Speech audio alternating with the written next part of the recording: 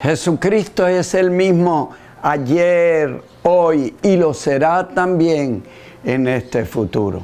Por lo tanto, en su nombre, en esta hora, recibe ministración de parte de Jesucristo, quien murió en la cruz del Calvario para traernos paz.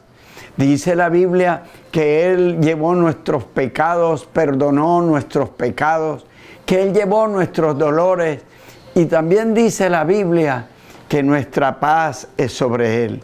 Toda cuita, todo dolor, todo malestar físico, todo malestar emocional, todo estrés que tú puedas tener en esta hora, en el nombre del Señor Jesús, recibe esta palabra de ministrar tu vida por el poder del Espíritu Santo. Ahora, en el nombre de Jesús, sé libre de toda obstrucción de la paz que el Señor ha querido darte. Sé libre ahora de toda intranquilidad que ha llegado a tu mente, que ha llegado a tu cuerpo físico a raíz de esta cuarentena, pero toda dificultad, tanto en el alma como en el cuerpo, que cualquiera de nosotros pueda tener, tenemos un medicamento, tenemos un médico, el mejor médico,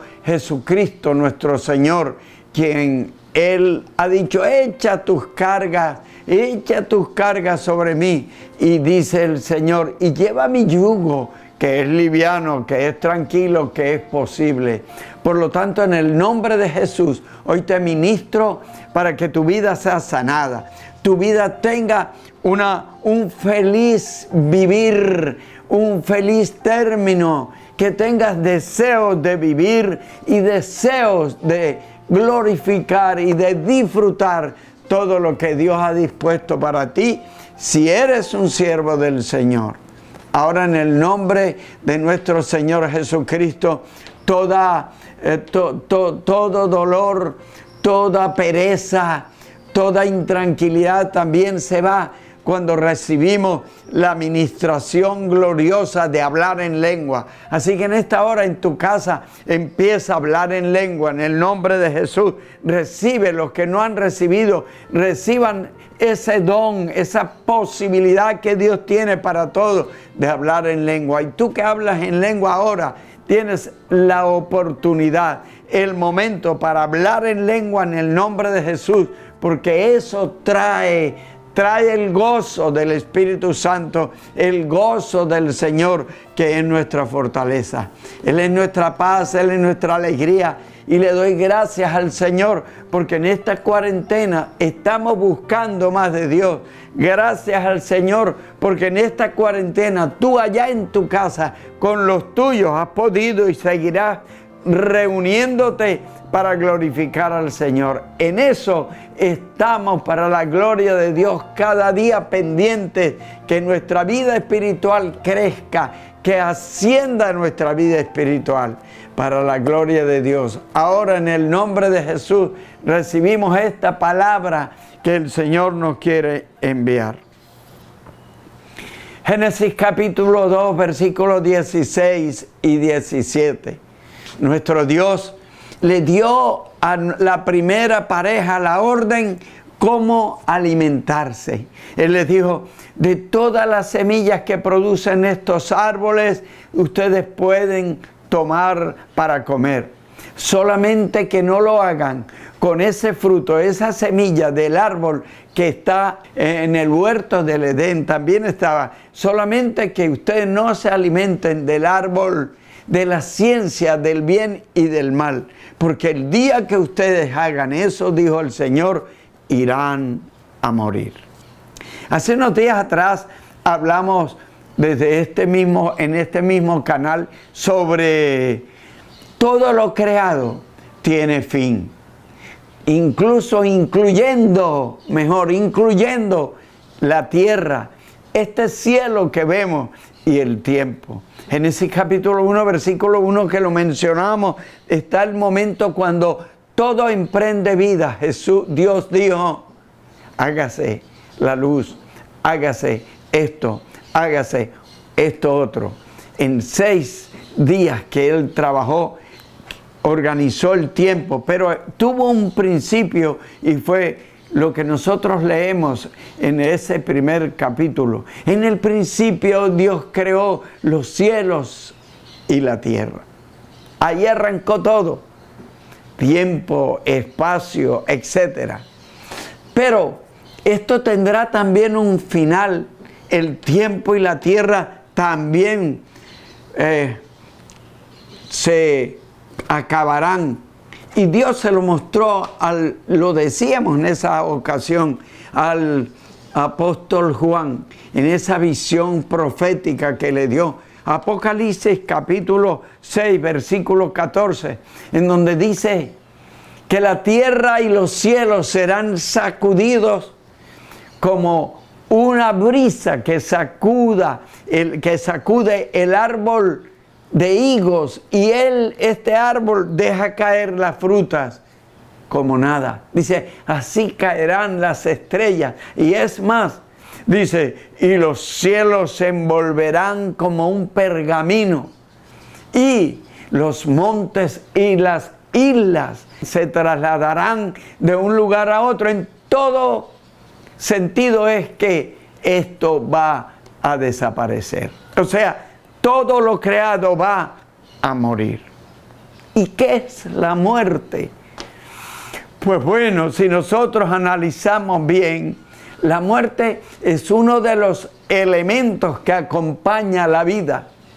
Pero realmente la muerte es aquel momento cuando se terminan todas las funciones del individuo o del ser vivo.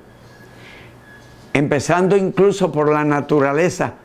Hay árboles que nosotros vemos que están muriendo por cualquier situación, ya sea por vejez, ya sea porque le estropearon algunos de sus órganos como las raíces, o ya sea por una plaga. Pero ojo, todo vuelve a la tierra de donde vino.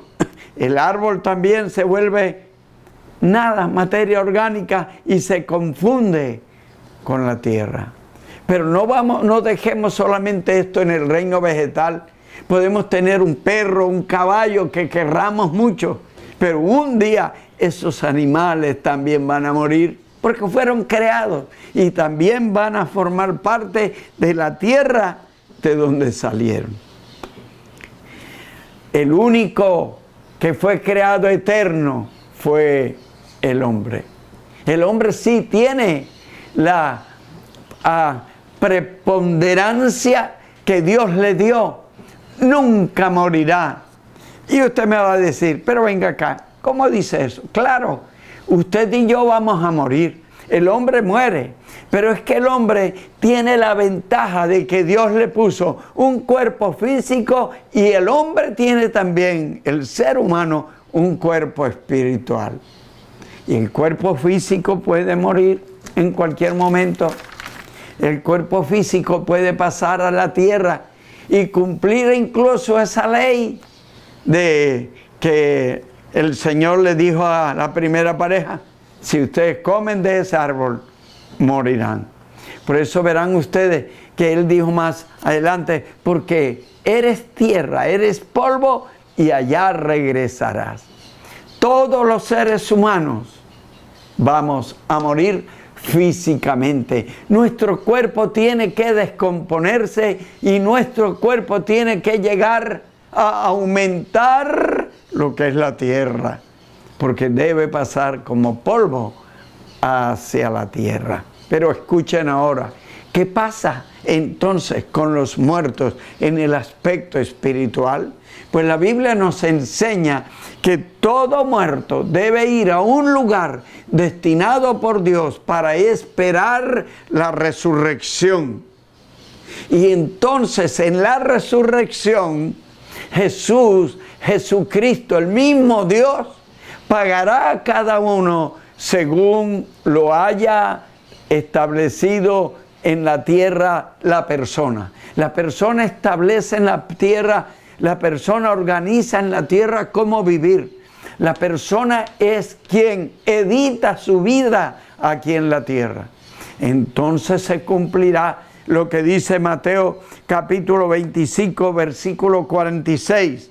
E irán los cabritos al castigo eterno y los justos a la vida eterna. En aquel momento, cuando Dios reúna a todas las naciones y haya una resurrección, más bien, entonces ese capítulo 25 de Mateo nos enseña que Él pondrá a unas personas a su izquierda y las otras personas a su derecha. Y es lo que manifiesta aquí en el versículo 46. E irán los cabritos al castigo eterno y los justos a la vida eterna. O sea, los cabritos también son personas. Y él habla allí en este entorno de que las ovejas, entonces lo traduce ahora como los justos. ¿Eso qué quiere decir? Quiere decir que en la eternidad hay dos facciones en la eternidad. Hay un reino que es el reino de la luz, que es el reino cuyo rey es Jesucristo, que es el reino que Él ha preparado para los que le siguen. Pero en la eternidad también podemos decir que hay otro reino, en donde reina el príncipe de las tinieblas, o sea, Satanás.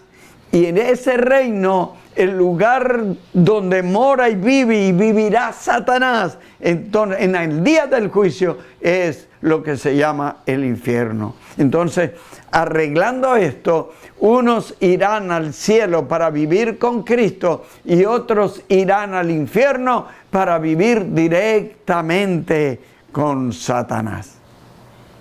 Basados en ese contenido es cuando el Dios Padre, el Dios Hijo y el Dios Espíritu Santo toman la determinación de ayudar al ser humano, de sacarlo del mundo de las tinieblas, de sacarlo del reino de las tinieblas y llevarlo al reino de la luz. Es por eso que el Señor Jesucristo aparece en este mundo e infiltra las tinieblas. Y en Mateo capítulo 4, versículo 17, nosotros observamos que Él, pisando fuerte, Jesucristo pisando fuerte en el mundo de las tinieblas, en donde solamente mandaba Satanás. Porque quiero decirle algo, antes de Cristo, lo que Dios miraba en la tierra era solamente la gente, la mayor parte de la gente, caminando según sus propósitos,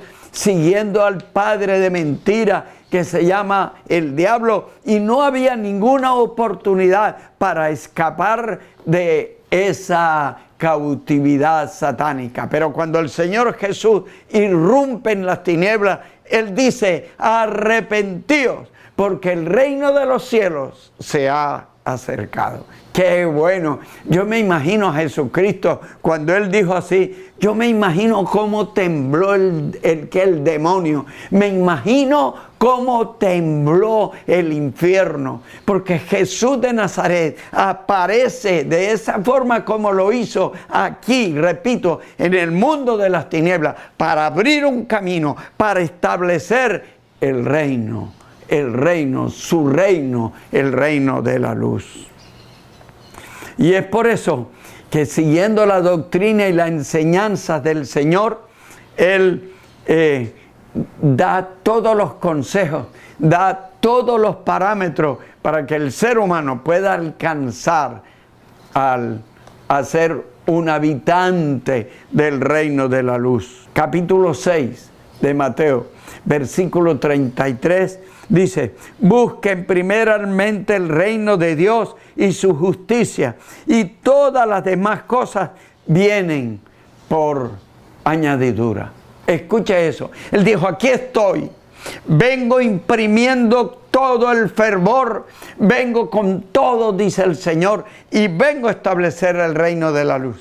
Y lo estableció. Pero luego dice: busquen primeramente el reino de Dios y su justicia. El verbo buscar, la palabra buscar, hace énfasis en lo que yo debo hacer, en lo necesario que yo debo invertir para encontrar. Supongamos que se te perdió el vehículo. Tú haces lo que sea buscándolo. Inviertes lo que sea para encontrarlo. Inviertes tiempo, inviertes dinero, consultas de un lado y del otro. Eso se llama buscar. Por eso es que el Señor dice, busquen. Él estableció el reino, pero a nosotros nos queda el oficio, la responsabilidad de buscar. Buscar. Por eso Él dice también, buscadme ahora que estoy cercano. Y dice también, tocad y yo os abriré. Buscad. Nosotros los humanos, repito, el que no busque a Dios no lo puede encontrar, porque Dios se encuentra cuando el ser humano lo busca. Pero hay algo más. Esa es la primera parte de ese versículo del Mateo 6:33. La segunda parte es el valor agregado. Él dice, y las demás cosas vienen por añadidura. O sea, cuando tú y yo buscamos el reino de Dios, cuando tú y yo le imprimimos a nuestro ser el deseo, cuando nosotros nos esforzamos buscando el reino de Dios, cuando encontramos el reino de Dios y decidimos caminar en el reino de Dios, entonces Dios se encarga que las cosas materiales sean fáciles también. ¿Por qué? Porque es que lo que pasa es que la mayor parte de los seres humanos en la tierra se dedican más el tiempo en buscar las cosas materiales. Y eso está bien, porque necesitamos un modus vivendus, necesitamos dinero para pagar esto, pero el Señor dice, si ustedes tienen la prioridad de buscar, de invertir tiempo, de invertir lo que sea para encontrar el reino de los cielos, ese reino de los cielos trae anexo todo lo que ustedes necesitan. Y le damos la gloria al Señor Jesús. En el libro de Juan, capítulo 18, versículo 36, el Señor Jesucristo dijo, mi reino no es de este mundo. Escucha eso. Hay un reino de Cristo aquí en la tierra, pero es un reino que no va a permanecer aquí en la tierra. Es un reino de Cristo que es eterno. Es un reino de Cristo aquí en la tierra que tiene una finalidad, ir hacia la eternidad. Lo que llamamos cielo para la gloria de Dios. En el siglo I, en el siglo II, por ahí de nuestra era cristiana, el imperio romano se ve sacudido por el cristianismo. Y era una iglesia que crecía con un ímpetu. Era una iglesia que cubría y llegó a cubrir todo el imperio romano. Y vino la preocupación de los emperadores y de todo el gobierno romano, porque la iglesia, la doctrina cristiana enseña que solamente hay un Dios en los cielos a quien debemos adorar.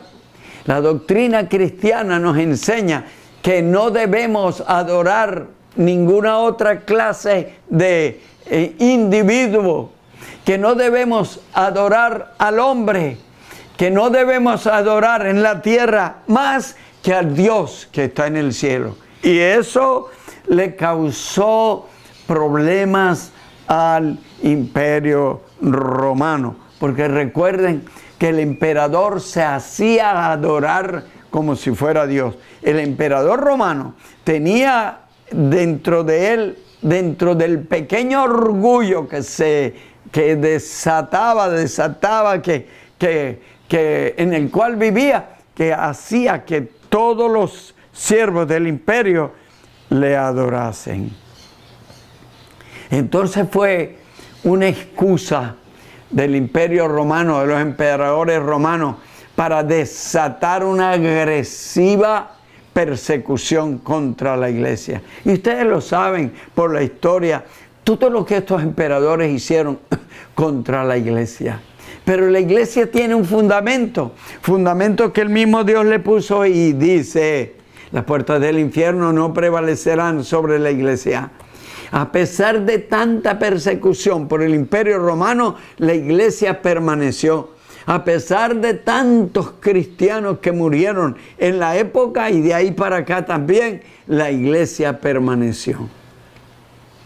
Hoy día estamos en una cuarentena en donde el Señor Jesús está afinando su iglesia, pero también el Señor Jesús está haciendo un llamado muy oportuno y contundente a la gente.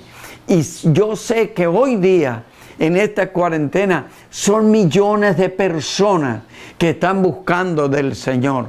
En esta cuarentena, la iglesia está creciendo en número y en santidad, en eficacia. Esta cuarentena, el Señor la ha aprovechado para que la iglesia lleve fruto. Así como ustedes creen que estamos, mucha gente está impactándose con las cosas que Dios está haciendo a favor de la gente. Mucho enfermo se está sanando, mucha gente está muriendo, pero hay mucha gente también en el cual el Señor está haciendo milagros, y esa gente y su familia siempre estarán engrosando las filas del pueblo del Señor. Pero me preocupa algo. Hay una extensión del gobierno humano.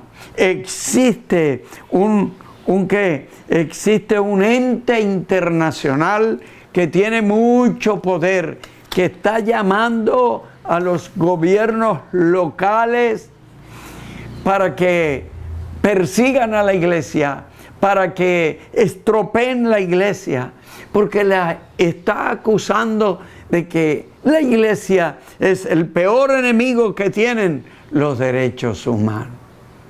Amados míos, esto me huele a una persecución como la hubo allá en el Imperio Romano. Y esto me huele a que las cosas que el Señor está diciendo con respecto a la terminación de la era de la iglesia está muy cerca. ¿Y por qué este ente internacional dice que la iglesia es el peor enemigo que hay en el mundo acerca de que estropea los derechos humanos? Porque la iglesia está hablando y siempre ha hablado lo que el Señor ha dicho que hablemos. La iglesia siempre ha enseñado que el aborto no se debe dar. La iglesia siempre ha enseñado que el divorcio no es una práctica que le agrade a Dios. No es una práctica que beneficie a la sociedad, porque la familia distorsionada crea sociedades totalmente distorsionadas. Sociedades que abren puertas a los demonios para que haya toda clase de sufrimiento de la misma sociedad. Porque la iglesia enseña que no se debe practicar la homosexualidad, porque la iglesia está en contra de la hipersexualidad que en estos momentos se quiere imponer a los niños. Porque la iglesia enseña que la mujer debe ser una mujer virtuosa, que cuida a sus hijos junto con su esposo y que esté sometida a su esposa. Eso es lo que está diciendo este ente internacional. Por lo tanto, que la iglesia es un elemento que hay que ponerle pare. Y le está diciendo a los gobiernos, háganlo. Pero déjenme decirle, nosotros, como dijo el apóstol, no podemos dejar de decir lo que hemos visto y lo que hemos oído. La Biblia no nos insta a hacer acepción de personas.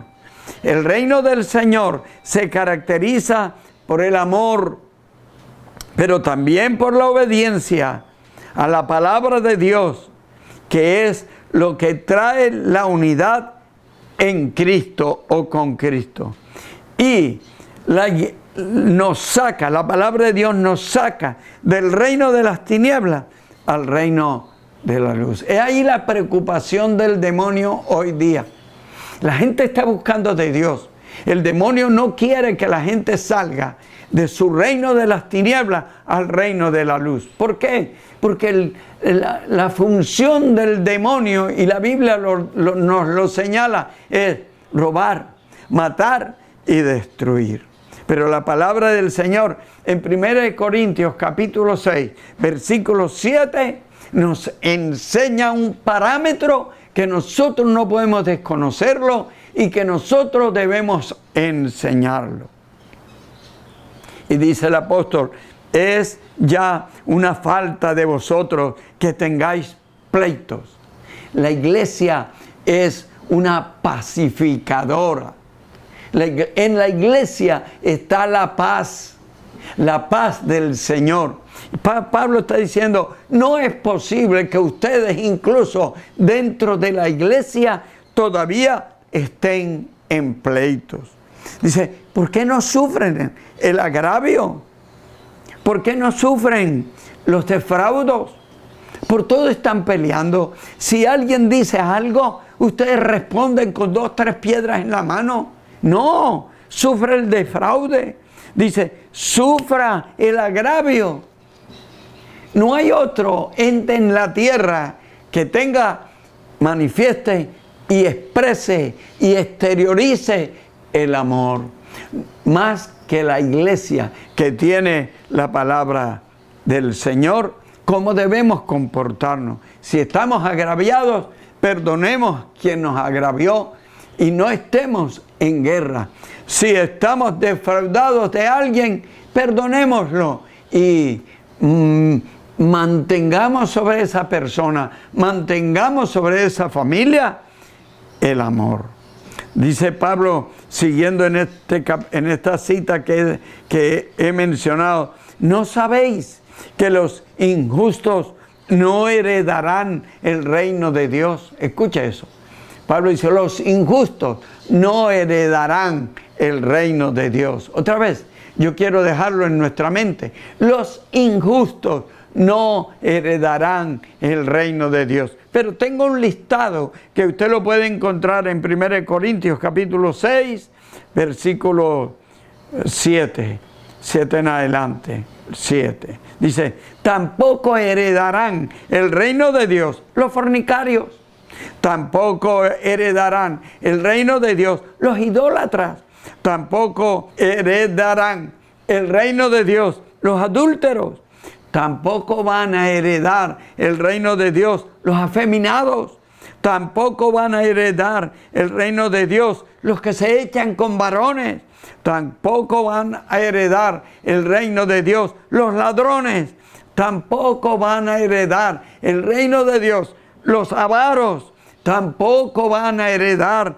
el reino de Dios los borrachos, tampoco van a heredar el reino de Dios los maldicientes, los que se las pasan diciendo malas palabras, tampoco van a heredar el reino de Dios los estafadores.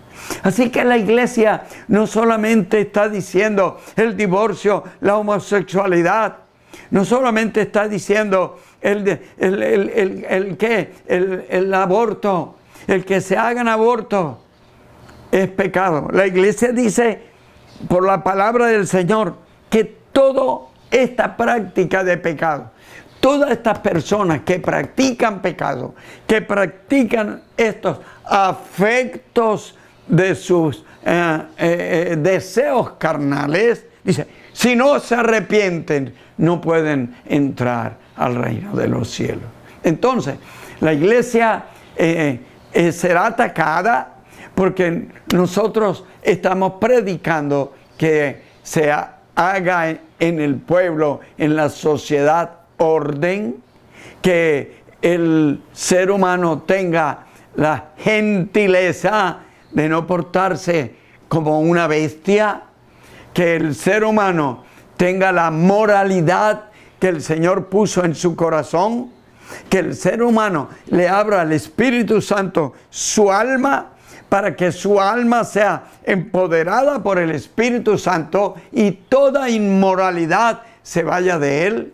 La iglesia tiene que enseñar eso, porque eso es para entrar al reino de los cielos. No entrará al reino de los cielos las personas que practican todo lo que he mencionado. Y el que se oponga a que se predique el Evangelio será doblemente, y no sé cuántas veces, responsable de encubrir y de tapar a la gente el reino de los cielos. Esa es la iglesia. Esa es la iglesia, el cuerpo de Cristo, que nos ayuda por el Espíritu Santo a apartarnos de toda inmundicia, de toda inmoralidad, lo cual el demonio no está de acuerdo, lo repito, y enfila sus últimas baterías contra el pueblo de Dios. El reino de las tinieblas está colocándole, estableciendo la plataforma para que el anticristo empiece a reinar aquí en la tierra. Todos conocemos y la gente oye que el anticristo vendrá. Y el anticristo viene cuando se le haya abonado, cuando tenga esa facilidad de arrastrar la gente a su favor. Y cuando el pueblo de Dios ya ni siquiera esté en la tierra para que no le estorbe lo que el anticristo quiere hacer. Hermanos míos, y el público que me ve en esta transmisión, Jesucristo está para venir. El día que Jesucristo venga, entonces la plataforma del anticristo será totalmente, estará emergiendo hacia la sociedad de la tierra. Iglesia, afinémonos con el Señor. Amados, conozcamos del Señor. Todo el que quiera recibir hoy al Señor, repita conmigo esta oración. Dios de la gloria, en esta hora estoy delante de ti para pedirte perdón por mis pecados. Reconozco que te necesito y reconozco que soy pecador. Por lo tanto, te suplico el perdón de pecados, y mi actitud es de apartarme del pecado y agarrar tu mano para poder entrar al reino de los cielos y descartarme, zafarme, salir de este reino de las tinieblas que me está llevando al infierno. Pero en Cristo, dile conmigo, Cristo, yo te agradezco porque eres mi Salvador y hoy, como tal, te nombro en mi vida. Que el Señor nos bendiga.